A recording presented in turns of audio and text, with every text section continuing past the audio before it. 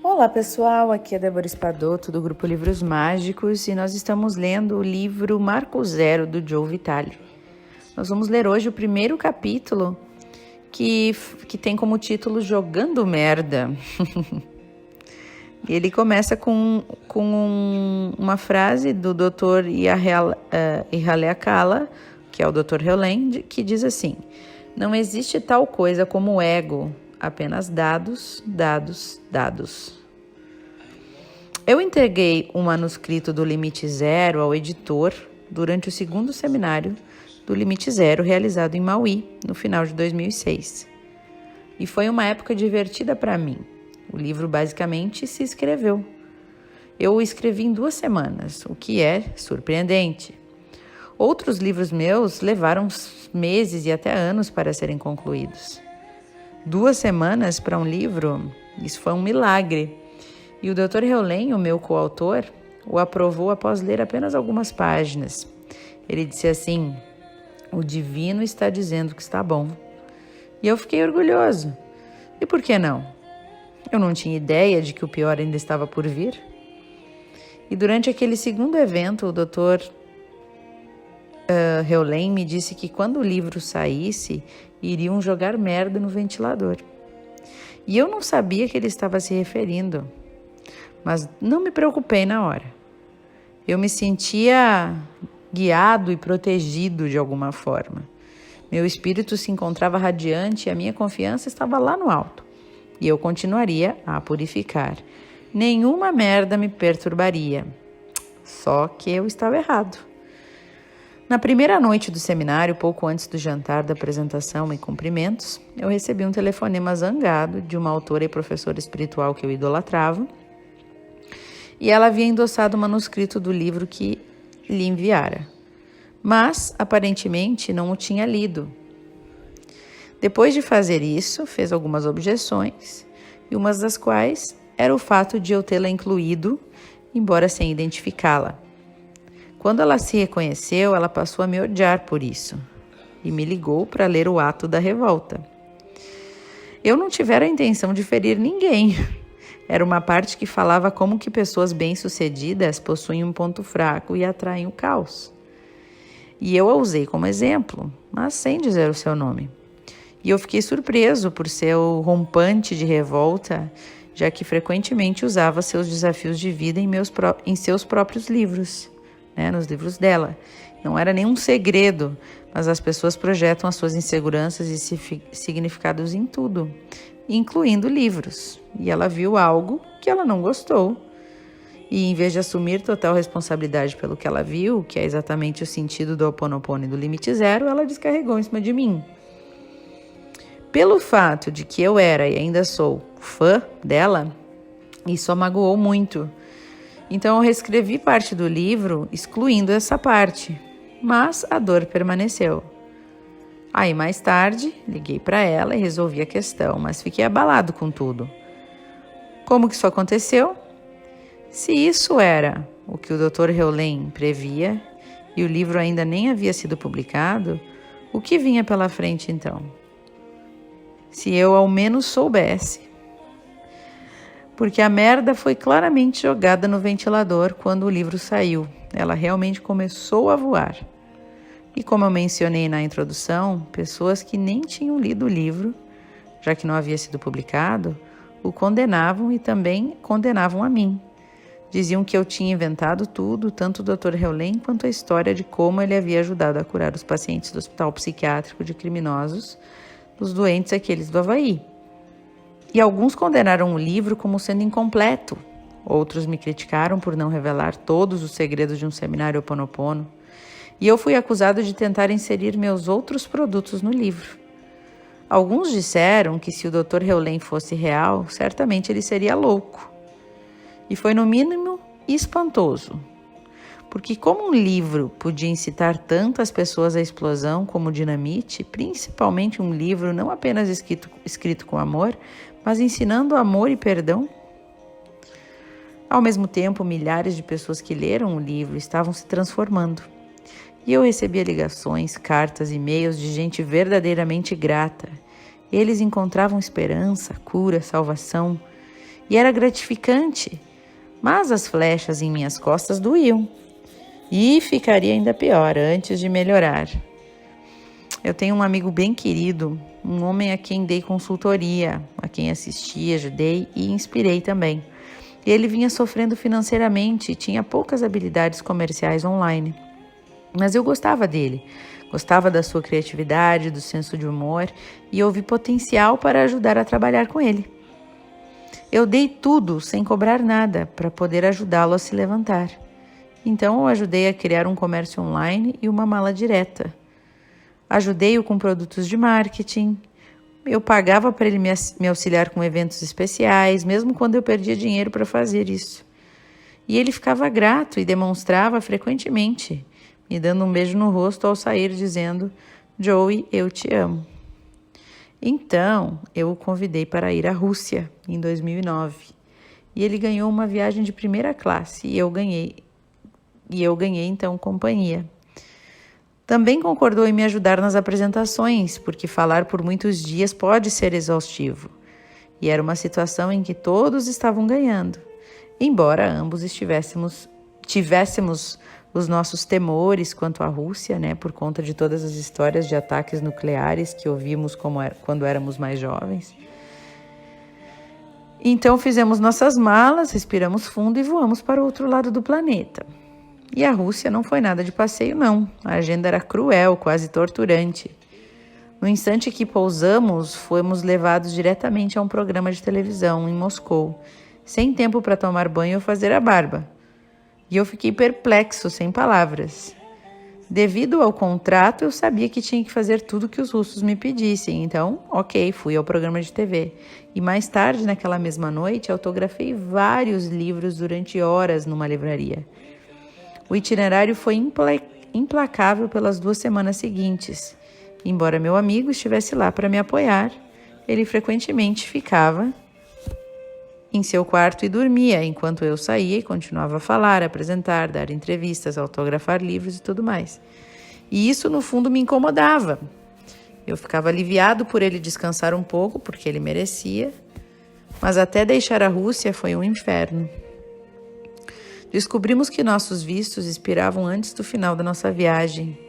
Alguém tinha feito bobagem com a nossa papelada e os nossos papéis não estavam em ordem. Então dava a sensação de que estávamos num filme de uma guerra mundial. Foi surreal tudo isso. A sensação, os consulados americanos disseram ao meu amigo para fazer tudo o que fosse possível para sair do país até a meia-noite naquele mesmo dia. Nossa, foi angustiante.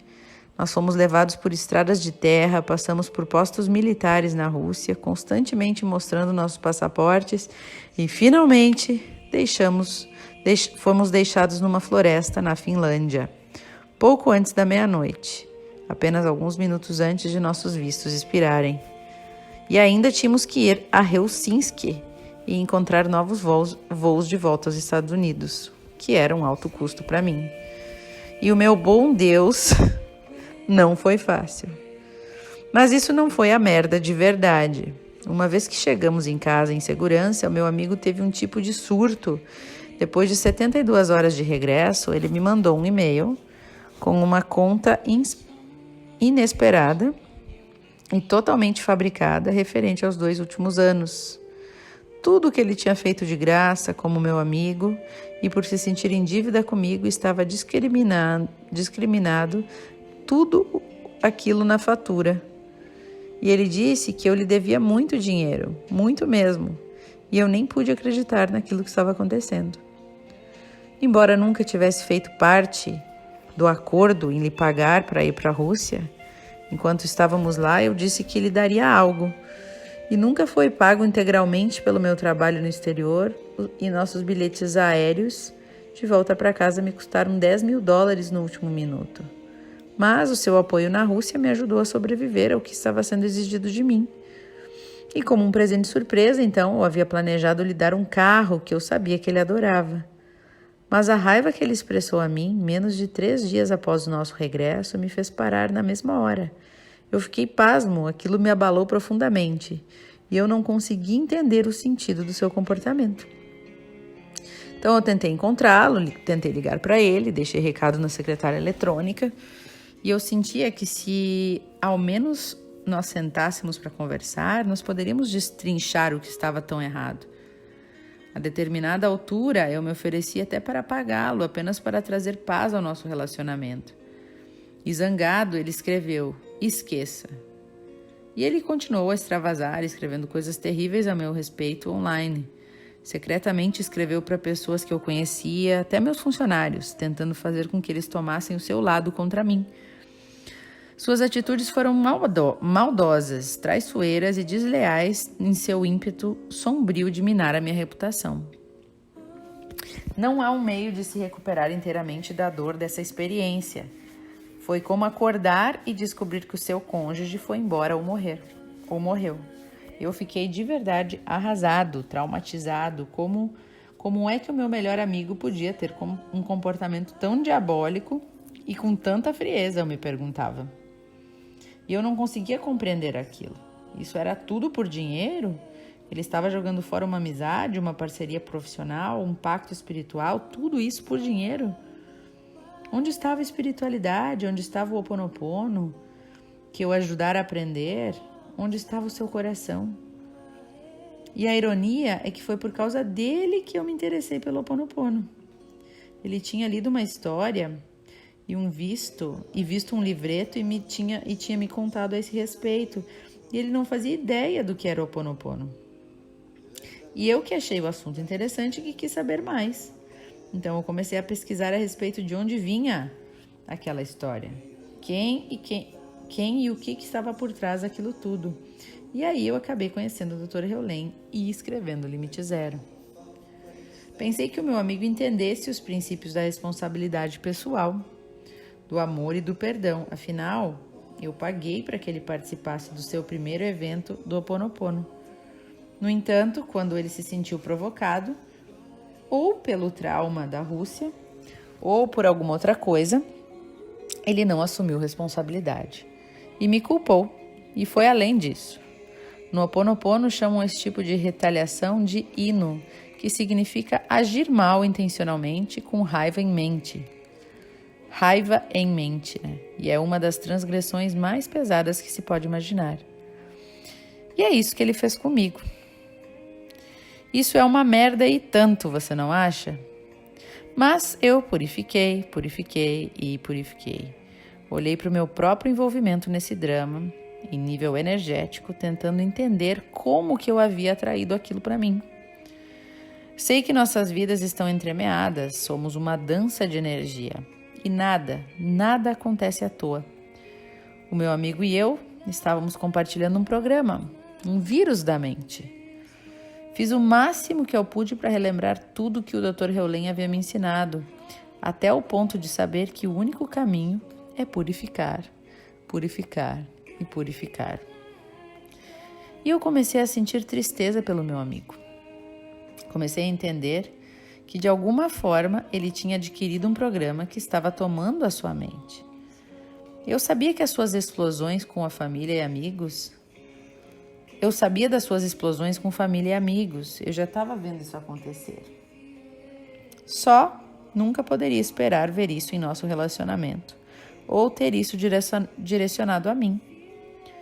Deu realmente a sensação de que um programa o tivesse possuído e que estava sendo conduzido por aquilo. E eu queria ajudá-lo a curar de alguma forma. Então fiz a purificação incessante para apagar aquilo em mim, torcendo para que apagasse dentro dele também. E na realidade, do autêntico Ho Oponopono, nada tinha a ver com ele. Tudo o que estava acontecendo tinha a ver comigo. Se alguém tivesse uma justificativa de se sentir vítima, seria eu. Se alguém tinha provas de traição de um amigo, eu que tinha. E eu ainda guardo a nossa troca de e-mails e as mensagens das pessoas com quem ele entrou em contato, provando tudo o que fez em público ou secretamente. Outra pessoa poderia usar isso contra ele, mas eu não farei. Conforme o Dr. Heulen me ensinou, não tem nada por aí. Está tudo dentro. E eu tive que me forçar a assumir responsabilidade total por tudo que meu amigo havia feito. Buscar a programação em mim e em nós, que criou e que atraiu e que manifestou todo aquele drama. O meu amigo se mudou para longe, algo que sempre achei que ele tivesse vontade de fazer. Será que criou esse cenário de pesadelo para poder se libertar do relacionamento profissional comigo? Achei que tivesse problemas financeiros. Será que precisava de um bode expiatório? Se positivo, eu certamente estava à mão. E isso não é para culpá-lo, já que a culpa não faz parte do Ho Oponopono autêntico, mas para mostrar como a mente humana se esforça para dar sentido àquilo que não tem sentido. Então, eu não faço ideia se eu estou certo ou não, mas isso não importa. O que importa é que o Dr. Heolen estava certo. A merda foi mesmo jogada no ventilador totalmente. E o que eu fiz para lidar com essa crise, com essa crise toda, iniciada pelo programa em meu amigo e em mim? O que eu fiz? Nada. Não contratei um advogado, nem uma agência do governo. Isso não parecia para mim algo amoroso e clemente ou algo parecido com o Ho Oponopono. Embora meu amigo tenha feito coisas horríveis na tentativa de arruinar a minha reputação, o que o magoou ainda mais, porque ele sabia a respeito da minha inteira responsabilidade da purificação. Mesmo com tudo isso, eu não retaliei. Em vez disso, eu purifiquei. Senti minha dor profunda, a dor da traição, a dor da injustiça, a dor que sempre sentimos nessas situações. E levei tudo isso ao divino. Usei o mesmo processo que o Dr. Heolen me ensinara, assumi a responsabilidade da situação.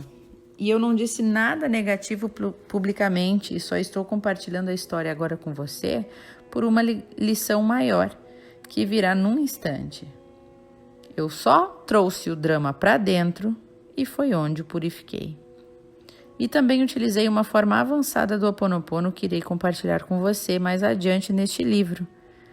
Foi uma combinação de todos esses métodos que permitiu finalmente liberar aquela energia das minhas percepções sobre o meu ex-amigo.